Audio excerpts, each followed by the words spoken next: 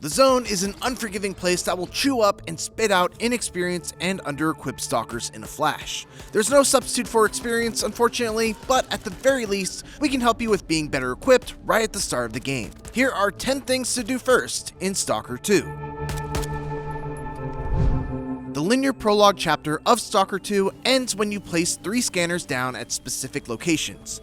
Afterwards, there's a cutscene, stuff happens, and when you wake back up, you'll find your inventory completely empty. It doesn't have to be that way though. Before you even approach the objective marker for the 3rd scanner, check around the side of this building for an open window with a safe. Instead of cleaning out all the contents of the safe, put all of the gear you want to hold onto inside of it. There are no combat sections coming up, and when you regain control after the cutscene, you'll be just a short walk away from returning to the safe to pick all of your gear back up. Also, before you leave the starting area, make sure you climb up the nearby tower to collect some food, medkits, and ammo.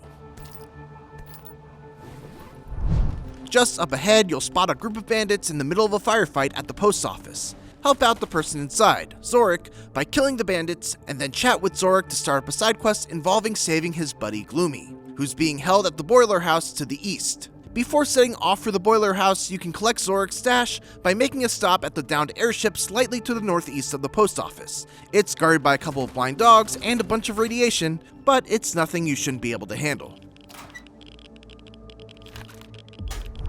But before you continue to the boiler house for the side quest, take a detour and head a short distance to the southeast from the post office and look for an empty bus. Inside, you'll find a bunch of boxes that you can break with your knife to get some bandages, 5 medkits, a grenade, and some vodka, all of which will come in handy in the next combat encounter. Well, maybe not the vodka.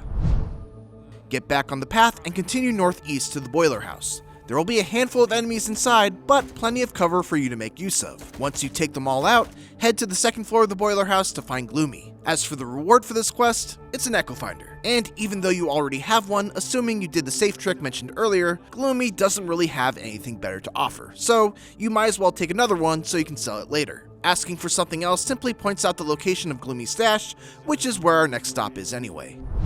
Just outside the boiler house and to the east is a magnetic cave. Shoot the red barrel to blow up the crates blocking the entrance, and you should see an area with a bunch of fire anomalies. Side note, Gloomy's stash is just to the left on the floor when you first enter this room. Pull out your echo detector and carefully maneuver around the fire anomalies as you try to get closer to where the beeping from your echo detector is the fastest. Eventually, you'll trigger an artifact to appear, which you can snag and hold on to. This artifact reward seems to be randomly chosen, as I've gotten 2 different artifacts on 2 separate playthroughs, but in both cases, the detriments of equipping the artifact far outweighed the benefits. They still fetch a pretty penny when you sell them though. At this point, you should make tracks towards the first major settlement of Zalyssia, which your compass will guide you towards as it's part of the main quest. There's a bunch of things to do when you first get here. First, head to Warlock's bar and trigger a cutscene that advances the main quest. When the cutscene ends, talk to Warlock twice, so you get the side quest Warlock's Debtor. We'll come back to this in a bit. Now head out and talk to the NPC that calls for your attention. He'll give you a quick side quest that covers exactly what we're going to do next, which is talking to Hamster and Lens. If you go north from Warlock's bar, you'll find Hamster. This will be an important location as he's your general trader for this town, and his shop is also where you'll find your bed to pass the time and your stash to store excess weapons and gear. For now, you should probably use the shop to sell off your spare echo detector and your artifact, assuming it's not worth equipping, and purchase some ammo and medkits so that you don't find yourself wanting once you're out in the wilderness. When you're done with Hamster, step outside and move 1 building to the left to find Lens. He's a technician and will be your go-to person for gun repairs and upgrades. You probably haven't found any gear worth upgrading at the moment, but if any of the weapons you're using are in poor shape, make sure to repair them before you set out. He's also got a side quest for you to pick up. There are a couple of other side quests to pick up and things to do while you're here. Nightingale has a pretty simple side quest over to the west end of the town involving killing some blind dogs that you can take on for some quick and easy money. Mitye in Hamster's shop has one that takes you to the poppy fields, which you should do only once you have a healthy stock of energy drinks, and you can climb up the radio tower for some loot at the top and to activate a transmitter for a quest in the future.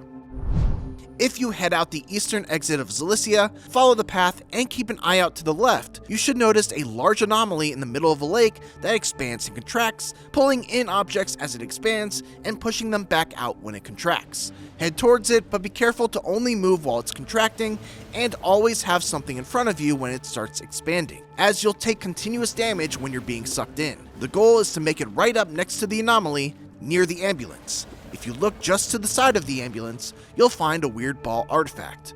Equip it, as it will decrease the amount of damage you take from bullets with no detrimental side effect. Now it's time to do Warlock's little favor. There's a man named S.T.A.L.K.E.R who's being held up by bandits slightly to the northwest of Zalyssia. The main reason why this is a good quest to do early on is because there's a great scoped assault rifle in Valak's stash that you can take for yourself, and then also use to take out all the bandits threatening Valak from a safe distance. You could also take the loot down and attempt to give it to the bandits, but I wouldn't recommend it. Get back on the trail of the main quest by doing the Needle in a Haystack quest. You'll get this quest by talking to either Gaffer or Captain Zotov about Squint.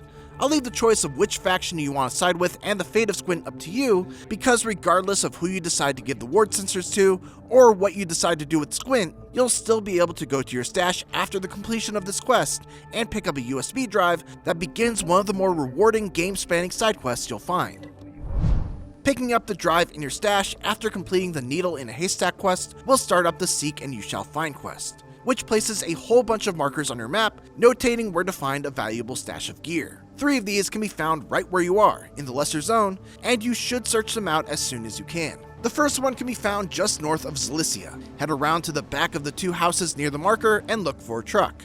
You need to hop onto the bumper of the truck at this very specific spot in order to land on it, which will let you jump on the hood, then to the top of the truck, then to the roof of the building to the right. Drop down to the platform on the right, crouch through the crawl space, and you'll find the stash at the end containing a better jacket, a better pistol, and ammo. The next one can be found further to the north of Zalyssia at the northern checkpoint. Look around this spot on the map for a ladder that takes you to the roof of the tallest building. Then walk over to the corner where you'll see a bunch of crows. Take the ladder down and you'll be able to grab the stash, which contains a Viper monolith gun and a bunch of ammo.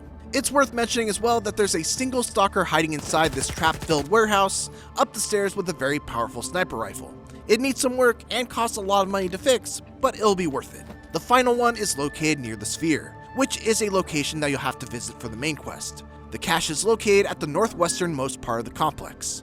You'll need to either fight through or sneak past some guards, but once you're clear, all you have to do is climb up the ladder near the marker and you'll be able to grab the stash. Inside will be an AR-16 monolith and a bunch of ammo. And those are 10 recommendations of things to do first before you even leave the Lesser Zone in Stalker 2. Thanks for watching, and for more Stalker 2, make sure to check out our guide of things it doesn't tell you. And for everything else, keep it here on IGN.